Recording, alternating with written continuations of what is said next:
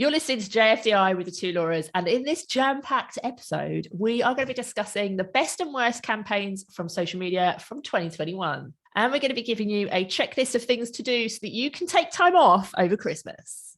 I'm talking about the two Lauras. They'll be your biggest supporters. What they're selling you'll need more of. I'm talking about the two Lauras. I'm talking about the two Lauras. Welcome to the podcast. In today's episode, we want to take a look back over all of our favourite social media campaigns from 2021.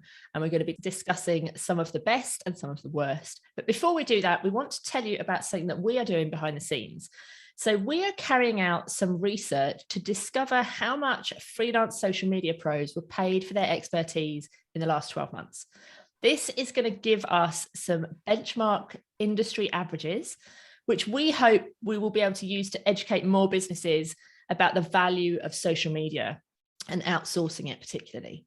So we're going to pop a link in the show notes, but we would love for you guys to get involved in our rates report. If you go to thetwolauras.com/rates, you can take our completely anonymous survey where we're going to ask you just some quick questions about your pricing. And then sometime next year, we're going to be releasing all of that information. It is totally anonymous. You do not have to give your name. You do not have to give your email address. So the link for that, as I said, is in the show notes, or you can go direct to thetwolauras.com/rates. So back in November, we asked our members in the Inner Hub to share their most memorable social media campaigns, whether it was because it was great or it was a complete cock up and a disaster, just so we can remember some of the really good things and really bad things that happened on social media. And we're going to be sharing them in this episode. Yeah, and it's interesting actually because some of them I don't actually recall at all. So it's interesting in itself that some things are really memorable to people and Totally. I'm clearly walking around with my head in the clouds. But before we do that, I'd be really interested to know what campaign was most memorable for you. It may well be it's in the list, so we don't need to kind of go into any great detail on it, but what was it that you found memorable or funny or your take with you into the future and always have it etched on your Brian, on your brain? The thing that I will have etched in my brain forevermore is it wasn't even a campaign, it was a post on Instagram from somebody called Laura Davis, where she put a pair of black tights over her head. Do you remember that one? So that was after the Met Ball when Kim Kardashian had worn that outfit. And that is the best. Honestly, when you sent me that reel before you published it, I was walking through the town centre and I was literally laughing out loud. People were looking at me like I was some drunken person walking through the streets, wetting myself laughing. And I still now, if I need a little chuckle, I'll go and watch that reel. It's the best thing I've ever seen. I think that was one of those days that I'd probably achieved nothing, which happens regularly. But then I ended the day thinking, I have achieved something today. And when I sit there talking to my corporate working husband and he's like, oh, so what have you achieved today? Oh, yeah, I made a reel with a pair of black tights over my head. He just has a different idea of what a successful day looks like. Oh, well, that's good. We should link to it in the older show notes. Yeah, let's do that. We'll pop a link for that in the show notes. So you can all go and have a laugh at Laura with some tights on her head. Yes. So mine wasn't as good as the black tights, unfortunately, but it came a second place, I guess, was the whole Weetabix baked bean debacle, which I know was mentioned quite a lot in the Inner Hub list, but I absolutely love that campaign. Probably because I think it got a lot of love from outside of the social media world, because obviously their target audience isn't social media managers, but I really appreciated it from the kind of a social media perspective, in that it was just that type of post that disrupts the feed, doesn't it? It disrupts what you should expect from a brand. And it was just brilliant to see how they just did something we weren't expecting. And the results they got were brilliant. And I just think it was great to see everybody talking about it. And it was a brilliant example of how brands don't have to just stick with the same old thing that looks the same, because that's what their customers expect. And I just thought it was really refreshing. It was just nice to see something a bit different and to see the responses that kind of came from that. And I loved how, and I always love, and I know a lot of people do, how other brands get involved in it. And I like that for the first probably 5 or 6 hours. But after that, when the brands are trying, they try a little bit hard. too hard, and the kind of fun goes a little bit, albeit I can often find myself chuckling away to them. But yeah, that was mine. Yeah, and that got so much press coverage as well, didn't it? Yeah, it didn't yeah. just work on social. Like they were talking about that on the TV and on the newspapers and stuff as well. So yeah, definitely was a really good one. And I think that is transferable to what we all do. And I'm not saying that everyone needs to go and shove a tin of baked beans on their clients' products, but we can all try and take that time, which is hard, but take that time to think outside the box and to think about some things that are going to be not what your audience expects, because that's going to stop the scroll. It's going to make people engage. It's going to make people talk about the products and the brands. And I think we all need to try to do that more. And, we talk about this a lot, don't we, about how we can fall into this rut of, we're going to post 5 times a week, whereas actually what's most important is creating content that works. So if you didn't do 5 posts one week, but you did one baked bean kind of level of post, then that, you can take the rest of the week off. It's sometimes that kind of quality over quantity, and that taking the time to try to think creatively is a lesson I think we all, us included, can learn. Yeah, definitely. And I love the fact that it was a collaboration as well, because I think there's so much opportunity and so much scope out there for some really good collaborations with your clients and potential other similar businesses or businesses who share a similar audience and what have you. I think that can work really, really well. And although I'm not entirely sure how well. I suppose Weetabix and baked beans are both kind of staple household.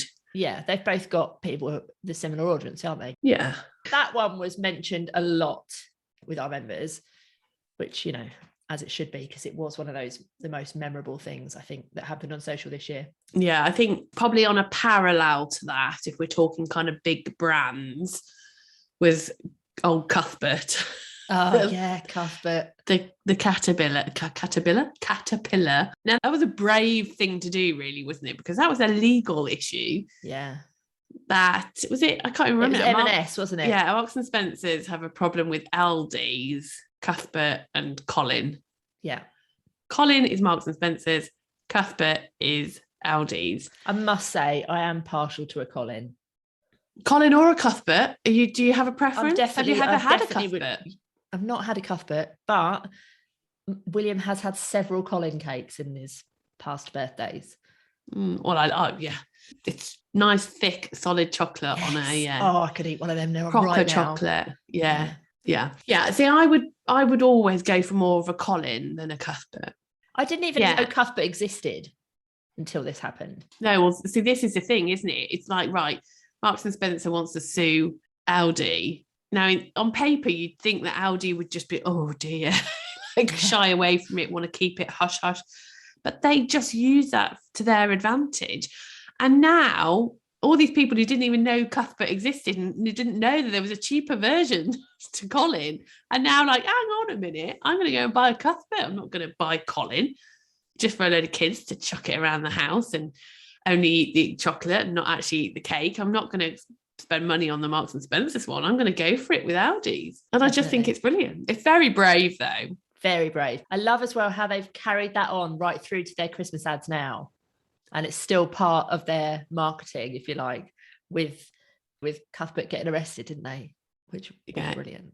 It was brilliant. And I just think, their legal team must have been having kittens at how quickly that blew up on social media. Yeah. It was brilliant. Well, very what was well even the played. outcome of the legal situation? Do we even know? That's something to go and Google, maybe. No, we don't. But I'm sure people will let us know after this. Okay, so another one that was mentioned, which is quite recent, I think probably only start of November maybe, was when Instagram brought out their new sticker feature where you take a picture of something and you encourage other people to go and take a picture of that same topic, subject matter. And someone had shared one saying, take a picture of your pet, and for every pet that's shared, we'll plant a tree. Yeah. And it went like bonkers, didn't it? Went viral. And I think millions of people had got involved. And of course, there was no tree. No. There was no tree planted. No. There was never going to be a tree planted. I don't even know who was the brand behind it. So the brand that was behind it was actually a brand, I think they were called Plant a Tree. And I don't think they realised how big this was going to go out of control, because they actually were going to plant trees. But after it got shared so many times, they kind of realised they didn't really have the resources to plant as many trees as they were going to have to plant. So they deleted their story, but the sticker was already out there. People were already using the sticker. So obviously that just was not a very well planned or executed campaign. Nonetheless, they obviously then got some press coverage. Yes, it's not the most positive of press, but their name is out there. And their intentions were good. Exactly. But that just goes to show sometimes, the power, I know it happens rarely, but sometimes things do just blow up, don't they? Yeah. And they've got over 1 million followers on Instagram now, but I don't know how many they had before that. No. So was it Instagram who had to take it down then, I assume? No, they took their story down. I assume Instagram took the sticker down after it went viral. I'm not sure entirely on that, but they took it out of their stories pretty much straight away. I think they said within like the 10 minutes they'd taken it down. But yeah. Oh, wowzers. There you go. So make sure everything that you put out on social media, you can actually you've got to follow through. Wowzers. Yeah. Okay. But yeah, that was a good one. Good one to remember. And it's interesting actually that one was an Instagram one, because it's fair to say most good memorable things is Twitter. And I have to say that's the only thing I love about Twitter. Yeah. Although is when these things happen. Your reel was on Instagram, Laura. Well, obviously, yeah. Let's not forget that one. Okay, so the next big one that was mentioned on this thread is not a good one. So this was from Burger King. And they tweeted, "Women belong in the kitchen." And they had good reasons for tweeting that, but it didn't come across well. They tweeted it on International Women's Day. I don't know if you remember this happening. No, I don't remember. So they tweeted on International Women's Day, they put a tweet out that literally just said, "Women belong in the kitchen." And then there was like a thread below it that was the aim of which was to point out that there's a big lack of female chefs within the restaurant sector. But they'd kind of got it wrong with that first initial tweet. Everything should have been in that one tweet. So anyway, it blew up. They got a lot of negative press. They got a lot of negativity on Twitter, probably quite rightly so. Yeah. And they subsequently deleted that tweet and put out like a follow-up, apologizing for it and saying that their aim was to draw attention to the fact that only 20% of professional chefs in UK kitchens are women, and that they wanted to change that by awarding more scholarships. But they just didn't get it right in their first messaging, which is a shame, because obviously if they had got that right. But I wonder whether they were doing it slightly to gauge a reaction. Yeah, they probably were. But not that I would agree that is the right way to gauge a reaction. No. There was a lot of replies about obviously it just being sexist clickbait, which you can't really kind of deny me that. No, it doesn't look good, does it? No, it doesn't look good at all. So yet again, another post that they didn't really think through. Yeah, because they were trying to point out sexism by being sexist. It's like, come on. Yeah, that's never good. And it's such an issue that is always going to, quite rightly, gauge a lot of opinion from people. Totally, yeah. One good one, which I also enjoyed, was when Facebook went down. Do you remember when was that in the summer? It was forever, ages, and it was Instagram, wasn't it? Instagram and WhatsApp and Facebook all went down what felt like a long time. Everybody, 99.9% of the country, headed over to Twitter to find out what was happening in the world, and Twitter put out a tweet that just said, "Hello, literally everybody," which was funny in itself. But then loads of brands then quite quickly, that's what I love. It's like the good thing about Twitter, isn't it? It's so quick, but you've got to have a quick sense of humour if you work for some of these brands. And I think McDonald's then replied saying, "Hi, what can I get you?" And Twitter replied something like 59 or something million chicken nuggets, please. And I just thought it was brilliant. And I think, if I remember rightly, lots of other brands kind of got involved in that response. And I just I have to say, every time Facebook goes down, Twitter is the place to go hang out, because it is, the memes that go around are just so funny. And you have to admire the sense of humour for people who kind of work on those accounts, well, and the general public who get involved in it as well. They're always really funny, entertaining. I love as well how Twitter's so quick, because you don't have to go in Canva and knock up a pretty image or anything like that. You can literally just put a tweet out, and it's like this amazing thing that then gets screenshot and shared everywhere, doesn't it? It's brilliant. Yeah. There was loads, because it was at the time of Squid Games, which even in its own right, there was a lot of kind of viral posts around Squid Games and lots of memes that were already appearing. So there were lots of responses to do with the Squid Game characters, Facebook being one, Twitter being the other, which is really difficult to explain on a podcast. But it was brilliant. It was just great. It was great. It was good. The other one that I want to draw attention to while we're talking about Instagram actually was when the head of Instagram did his IGTV about Instagram no longer being a photo sharing app, but missing out the word just, and the world lost its mind. Yeah, they did. It did. Like, everyone's just having a meltdown. Oh no, I won't be able to share photos on Instagram. I want to share photos on Instagram. I'm like, come on, calm down, guys. I know, and I have to say, I didn't realise what everyone's issue was with it. No. Because at the end of the day, Instagram are always going to put, all social media platforms are going to want to encourage people to use the features that have the biggest impact on them as a business in a positive way. So if they say to people, you're basically going to have to be used, even if they did say, as in they meant, you're never going to be able to put a picture out and it's all going to be video, we all know that that's just because they're trying to keep people on the site for longer. Yeah. Like, people need to understand that there is always motivation behind a lot of these things. Yeah, totally. And also, if the world and his wife was having a meltdown about Instagram only being video, and they then left Instagram, what do we really think Instagram's going to do? It's going to bring back photos, because it wants us to be on the platform and it wants us to stay on there for as long as possible. Just remember that if Facebook or Instagram is saying we're going to push videos, there's a reason behind that, and they're telling you that because that they know that that's going to make you use more videos. Yeah, totally. It was at the time they want people to get totally sucked in and addicted to Reels. Guess what? It worked. Well, yeah, it did. And people now sit and lose hours of their day watching Reels. Yeah. So when they make these announcements, I think we as social media people need to always be a little bit cynical, I guess. Not just suddenly go, oh my God, everybody, we've all just got to post video. We need to be sitting back and being the ones who kind of think about the strategic move that they are making, and therefore what that means for us. And obviously from an algorithmic perspective, they are going to be pushing more video.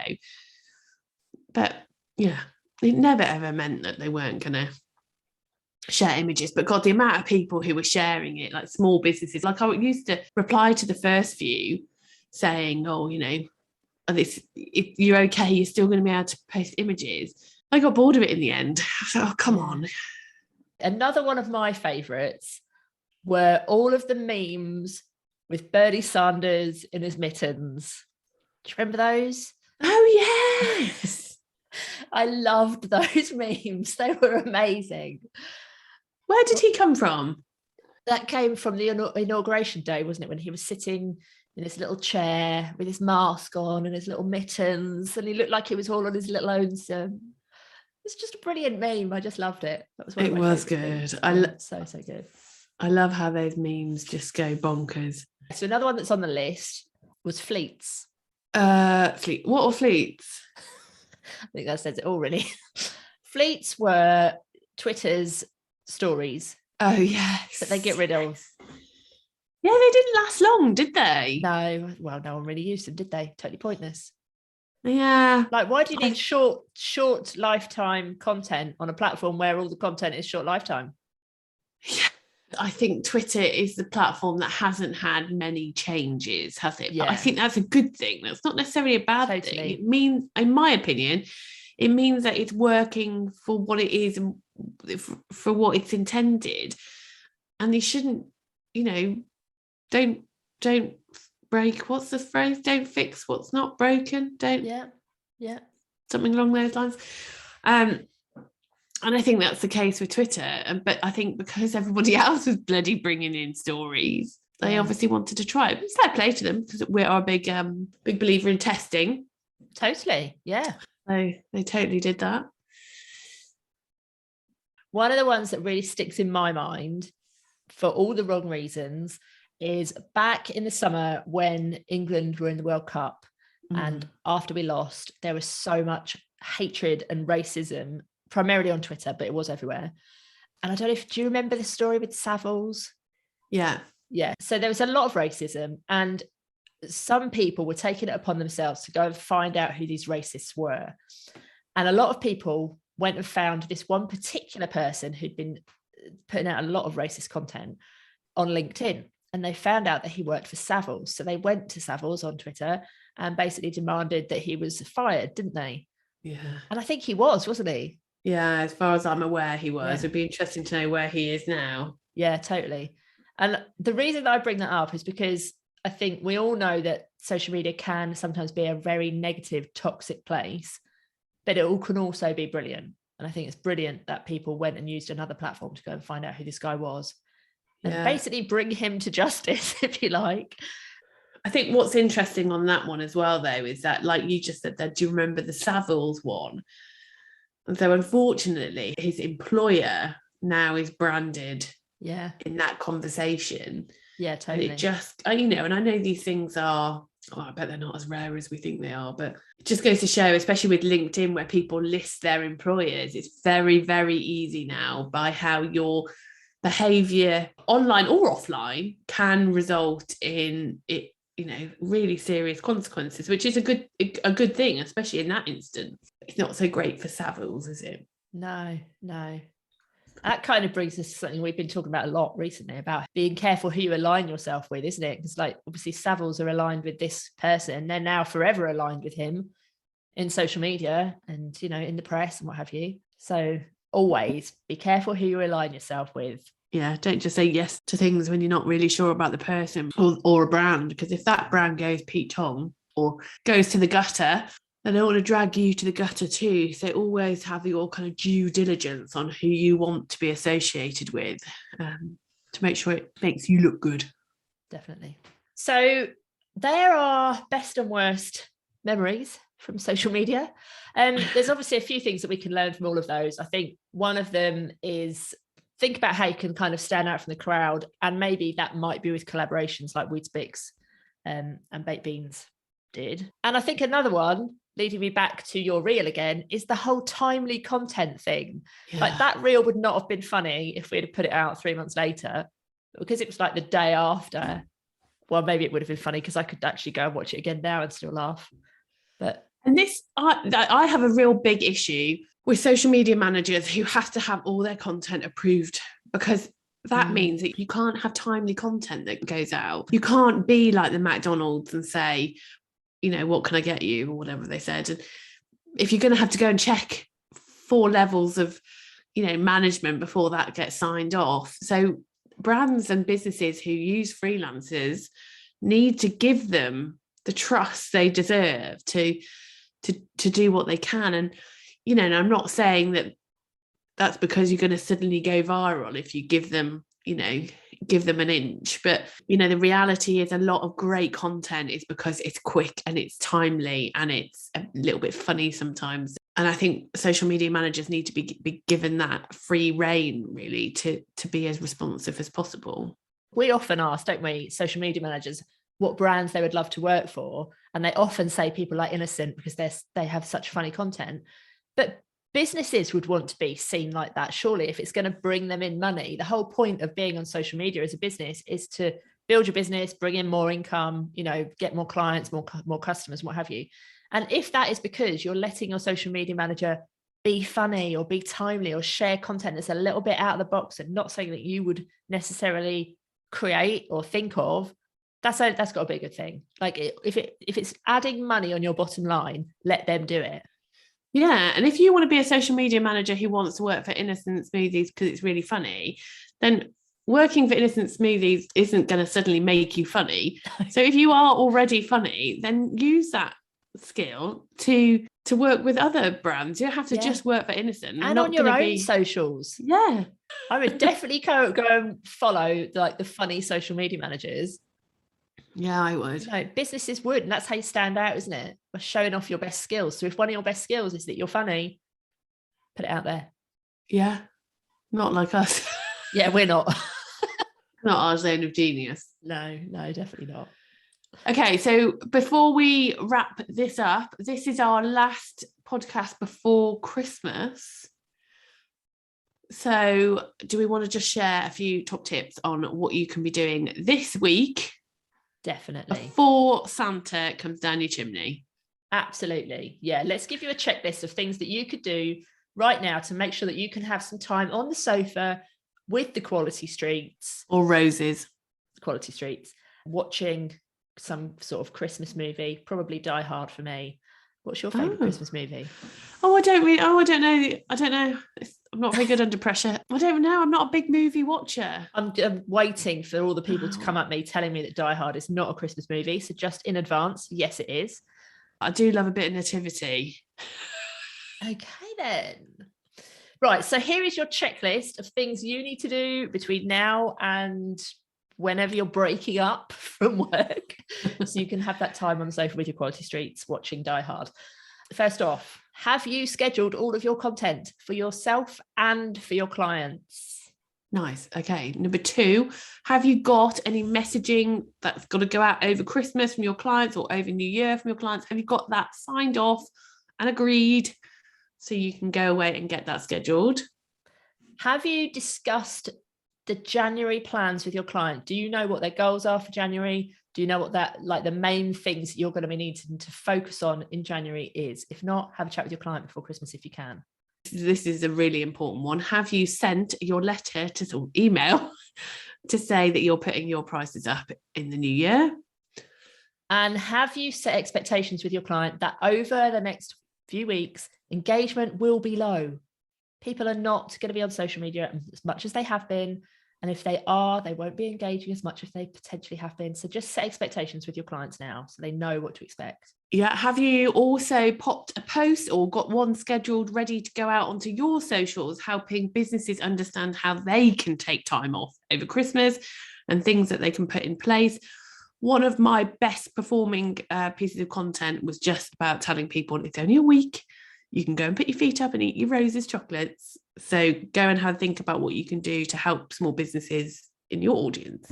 And another one to help you over that period is to turn off your notifications. Oh my God, I had to say that really, really fast in case I scared you all. But yeah, turn your notifications off during that holiday time, because if you are working over Christmas, you do not need to be on call. You can go and look at your phone or look at your desktop during those specific times. So turn off your notifications. If you have got iOS, you can set specific times to turn off your notifications. So use all of those options. Yeah, so turn notifications off and out of office on. So make sure that you've got that switched on so you can tell people when they can expect a response if they do message you over the Christmas period. Yeah, and I would also say end this year on a high. Look back on what's gone well. Remember your wins. Maybe write them down so that you can go into next year remembering how good this year has been. Even if there's been a lot of crap going on this year, which there definitely has, there will be some things that you can pull out that have actually been wins. You just need to remind yourselves of them. Excellent. And our final one, which might be a little bit contentious, is do not get sucked into doing your top 9 posts that go bonkers every bloody Christmas and New Year, because no one really cares. I know that sounds harsh, but they literally don't. We put a post on our Instagram about this recently. We'll pop the link to that in the show notes as well. But you should know all of this already. Your social media managers, you should be looking at your insights. You should know what those top 9 posts are every single month. No one really cares what they are, apart from your competitors who want to steal your strategy. Yeah, don't go doing that. Yeah. That's it. Thank you for listening to us this year. I know you're just about to walk to post our present to send to us, but just stop right there. You don't need to send that present for us. You do, however, need to leave us a review of the podcast. That is the best gift we could ever have this year. Absolutely. And we would really appreciate it if you wouldn't mind. Yeah. So we will wish you all an amazing Christmas and a happy new year, and we will be back in your ears in 2022. Bye for now. Bye. Merry Christmas. Little donkey,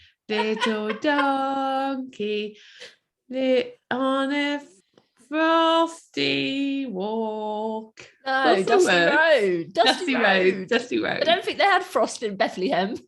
Oh shit, yeah.